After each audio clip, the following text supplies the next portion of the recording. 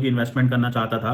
उन्होंने सिर्फ $30 मिलियन की इन्वेस्टमेंट की और उसके बाद उनकी चीखें निकल गई हैं, क्योंकि पाकिस्तान के अंदर वो कहते हैं कि हम कारोबार कर ही नहीं सकते। And thanks to our government, thanks to the political situation in the country, and thanks to the bureaucracy, and thanks to the environment in जहां पे उनको काम करना पड़ता है। देखें, पहली बात यह है कि हमने बड़ी पाकिस्तान ने कोशिश की कि किसी ना किसी तरीके जैसे तैसे किसी ना किसी तरीके जैसे तैसे करके हम मुल्क के अंदर फॉरेन डायरेक्ट इन्वेस्टमेंट को लेके आए। चाहे देखें इंडिया के अंदर यूनिकॉर्न्स कैसे आती हैं, हमें तो शायद पता ही नहीं है। हम तो एक बिजनेसमैन पाकिस्तान में आता है, उसी को हमारे लोग निचोड़ के उसमें से इतना कुछ निकालना चाहते हैं कि उसका दिल करता है मैं यहाँ से। जैसे हमारा कारोबार बढ़ता है किसी भी किस्म का, हम ये इस तरह की हरकतें शुरू कर देंगे। मैं ये नहीं मानता कि इस कंपनी के पास, ये जो कंपनी का ये हुआ है, कि ये कोई इन्होंने पहली दफा ये चीज कर रहे होंगे।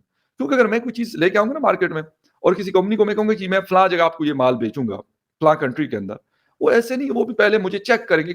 इंडिया के अंदर 5 ऐसी बड़ी स्टेट हैं जहां सॉफ्टवेयर स्टेट्स कहलाई जाती हैं, जैसे बेंगलोर हो गया। पाकिस्तान में कोई एक आप मुझे बता दें इरफा करीम टावर के अलावा कोई ऐसा सिस्टम या ऐसा निज़ाम जो आपके निज़ाम तालीम को इंटरनेशनली कम्पीट करता हो। कि 135 करोड़ के अंदर से 5 आदमी निकालना उनके लिए मुश्किल नहीं है, लेकिन हमारे 22 करोड़ आवाम में से एक आदमी निकालना नामुमकिन। अब ये जो सेंचुरी स्टील मिल थी, ये special economic zone Khyber Pakhtunkhwa के अंदर जिसे रशकई कहा जाता है, सी पैक इन्वेस्टमेंट थी, उसमें इन्होंने इन्वेस्टमेंट की। जब इन्वेस्टमेंट की तो चीखें निकल गई, क्योंकि वो उन्होंने शोर डालना शुरू कर दिया। उन्होंने कहा जी हमने $30 मिलियन की इन्वेस्टमेंट की, हमने 5 लाख टन जो स्टील है वो प्रोड्यूस करना था, एनुअल प्रोडक्शन हमने करनी थी, और हम ये भी सोच रहे थे कि हम $200 मिलियन और डालेंगे।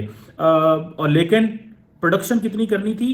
5 लाख टन जो जिसे वो कहते हैं ना देनी थी, एनुअल प्रोडक्शन देनी थी। लेकिन वो कहते हैं 5 सालों के अंदर सिर्फ 1.5 मिलियन टन दी है।